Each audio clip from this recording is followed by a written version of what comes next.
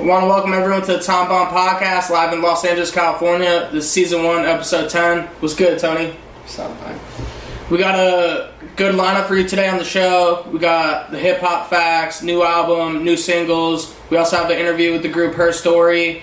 It's a female group out of Chicago. They have a really good hit single on the radio out there, and it was an honor to talk to them. Tony, let's jump right into it. Let's do it. We reviewed Big Sean's album last week, Detroit 2. It's number 1 on the Billboard.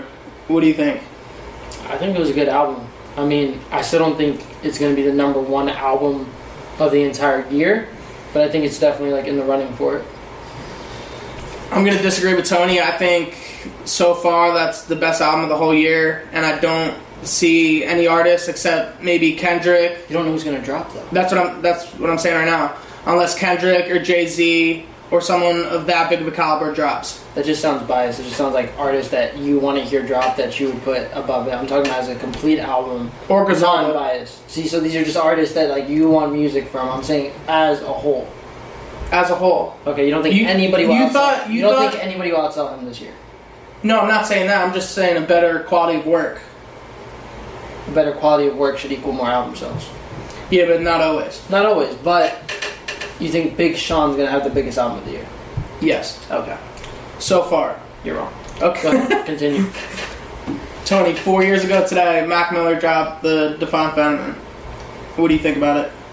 It's an amazing album. I mean, everything that Mac Miller drops, this is going to be a biased opinion, of course, but everything that Mac Miller drops was great. So yeah, I think that's one of his best albums. It's definitely the album with less rap on it. For sure. Which I don't mind from an artist who could do both. Yeah. 11 years ago today, Tony, Kid Cudi dropped one of the best albums of all time. Debut album, Man on the Moon. Of all time. That's one of the albums that you could press play the first song, go all the way through, and not even debate on skipping a song. And something we've been talking about a lot recently is about albums that have that amount of quality. I feel like we're missing a lot of albums that get that nowadays because people are releasing so much music so quickly. So you get these albums that have like a few good songs, a few good features, and then like by themselves, like you have to skip some songs through it, and it's not this like complete album. It feels very rushed. It feels like they just kind of threw some things together, even though they may have spent a lot of time on it. I feel like the same quality doesn't go into it anymore. Yeah, I agree with that completely.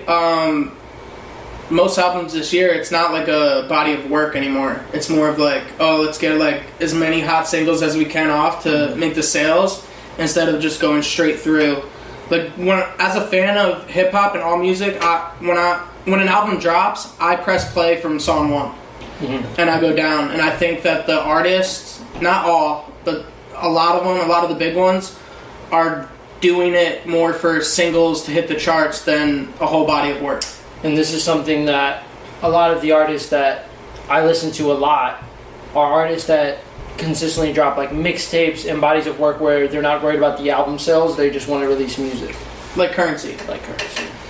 26 years ago today, Biggie dropped Ready to Die. That's a top, for me personally, that's a top 10 album of all time. Yeah.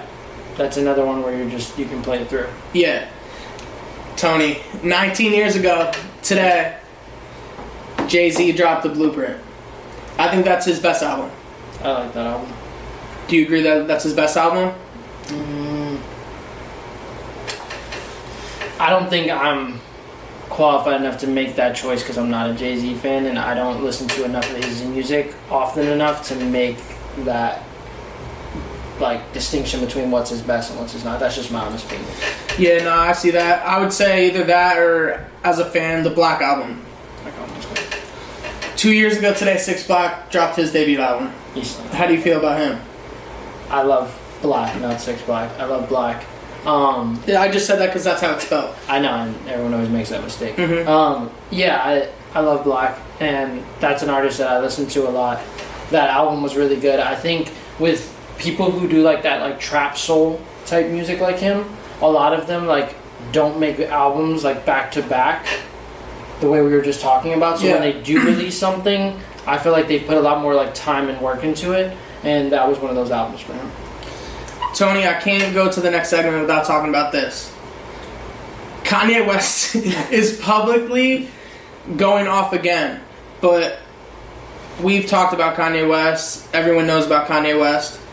At this point, everyone says he's crazy, but what he's doing now, first of all, what he stands for right now, what his rant is about this time, is about all artists owning their masters. Absolutely. I'm all about that. Me too, but with Kanye West, and this is coming from a Kanye West fan. Right? Die-hard Kanye West fan. Doesn't think he's trash now. With that being said, I am concerned on where he's going to take this message. Only because as much as he doesn't want to be in the limelight, as much as he doesn't want to be this like big icon that is constantly being shown, he is. So a lot of his antics or the things he does, even if they start out pure, like he might have this idea that he wants to go full-fledged with like whatever it is, and then at some point it turns into a marketing scheme. And I'm hoping that like this isn't another one of those things, you know? Just like with the God thing, and I'm not doubting his faith or whatever it is, it's just like regardless, he's going to turn it into something that profits. So what's the next step here? Is the next thing going to be Kanye West makes a new label where people don't get fucked on contracts?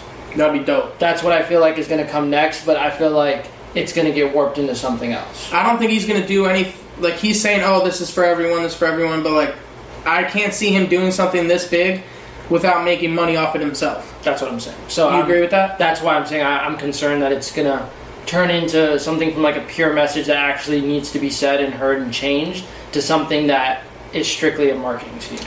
And I think him tweeting that he's the Black Moses isn't a good way to get any of this done.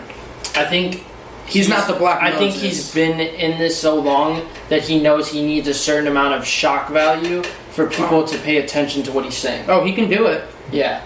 Because, like, the pissing on the Grammy and all that, like, he knows he needs people to, like, everyone's going to click on his Twitter to go see that. And while they're on there, they're going to scroll down his tweets, and then they're going to see he put the contract and he put all this stuff. So he gets people hooked in. It's just, what is he going to do with the message now?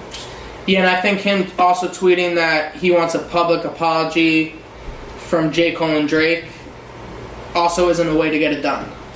I don't think Drake's ever going to sit in a room with him.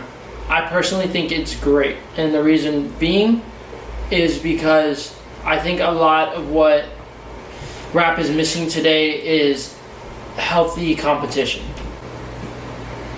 So when we have artists who like are so focused on like creating unity, which in one point is good, right? But at the same time, like what you want is like healthy competition. When everybody's working together and nobody wants to step on anyone's toes because of like contracts and labels, people on the same label, it's not good for features and stuff like that. Then you get like this era of artists who are like scared to do anything that the label doesn't approve of, which I think is what Kanye was talking about, getting out of that.